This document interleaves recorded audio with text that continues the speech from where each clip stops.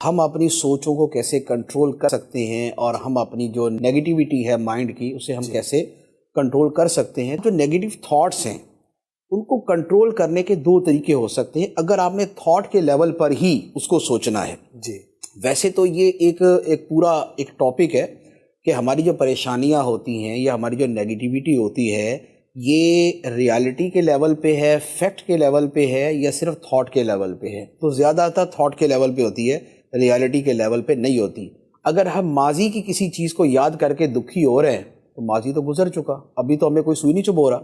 جی ٹھیک ہے، ہمیں کسی زمانے میں ہمارا کوئی دنیا سے چلا گیا تھا یا ہمیں کوئی چوٹ لگ گئی تھی تو وہ جب لگی تھی اور جب ہوا تھا تب ہوا تھا، ابھی تو کچھ نہیں ہو رہا.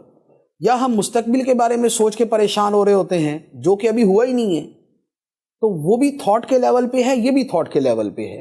اور جو اس وقت ہم محسوس کر رہے ہیں اس میں بھی ہمیں یہ دیکھنا ہوتا ہے کہ جو میں سوچ رہا ہوں کیا ہر بندہ وہی سوچ رہا ہے.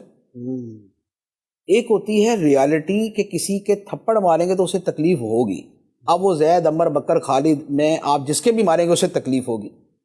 ایک یہ ہے کہ کوئی اسمیل آئی، دوسرا بندہ آرام سے بیٹھا ہوگا، ٹھیک ہے یار ہوتی ہے کیا ہے اس میں، لیکن ایک کہہ رہا کہ کیوں آئی. تو یہ ابھی جو چیز پائی جا رہی ہے اس میں بھی یہ فرق ہوتا ہے کہ ریالٹی کے لیول پہ ہے یا تھاٹ کے لیول پہ. تو جو چیز تھاٹ کے لیول پہ ہو اس کو پھر وہی سے حل کیا جاتا ہے. اس میں پھر آگے جو سرکل آف کنسرن اور سرکل آف انفلوئنس، پھر یہ آگے دو چیزیں آ جاتی ہیں کہ بھائی جہاں پر ہماری چلتی ہے یہ ہے سرکل آف انفلوئنس، تو یہاں پر ہم کچھ کریں. سرکل آف کنسرن وہ ہے جہاں ہماری چلنی نہیں ہے، وہ ہونا ہی ہے جو ہونا ہے، تو پھر وہاں پر صبر کرنا ہوتا ہے. تو ایک تو تھاٹ کے لیول پہ ہم یوں اپنے آپ کو سمجھا سکتے ہیں. دوسرا اس کے ساتھ وہی چیزیں ہیں جو میں نے باقی ساری عرض کی ہیں کہ اگر ہمارا توکل مضبوط ہے، ہمارا رب سے رابطہ جو ہے وہ مضبوط ہے، ہمارا دین کے ساتھ رابطہ مضبوط ہے، ہمیں کسی تکلیف یا کسی آزمائش کے بھی جو دینی پہلو اور اخروی پہلو ہیں ان پہ ہماری نظر ہے تو وہ تکلیف ہمارے لیے کم ہو جاتی ہے. جیسے وہ ایک بزرگ کی اہلیہ تھی تو وہ جا رہی تھی تو ان کو ٹھوکر لگی تو پاؤں کا ناخن ٹوٹ گیا. تو وہ ہنسنے لگی تو کسی نے کہا کہ یہ ہنسنے کا مقام ہے، آپ کے پاؤں کا ناخن ٹوٹ گیا.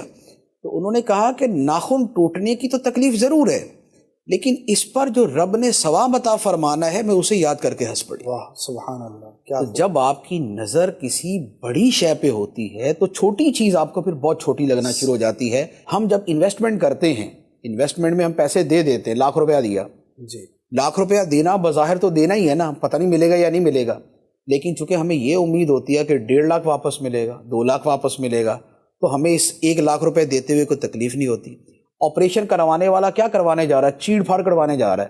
اس کا بدن کاٹیں گے، چھریاں اس میں گھسوئیں گے اور اس میں جناب چاقو چلائیں گے اور اس میں کینچی چلائیں گے، سب کچھ ہوگا، لیکن اس کو پتہ ہے کہ بھائی اس کے بعد مجھے شفا مل جائے گی، مستقل عذاب سے میری جان چھوٹ جائے گی. تو کیا ہے کہ اگر نتیجے پہ نظر ہو تو پھر یہ والی تکلیف اس کے لیے ہلکی ہو جاتی ہے. تو سوچ کو بیسیکلی سوچ کے ساتھ بدلا جاتا ہے، نیگیٹو کو پازیٹیو کے ساتھ بدلا جاتا ہے، یا اس کے نتائج و ثمرات کو دیکھا جاتا ہے، یا یہ دیکھا جاتا ہے کہ بھائی دنیا جنت میں تو رہ نہیں رہے کہ کوئی تکلیف ہی نہیں آنی، کوئی پریشانی نہیں آنی، یہ جنت میں ہی ہوگا. دنیا میں باہر آئی یہ ہمی نمی جو ہے نا یہ چلنی ہے، جب چلنی ہے تو ٹھیک ہے پھر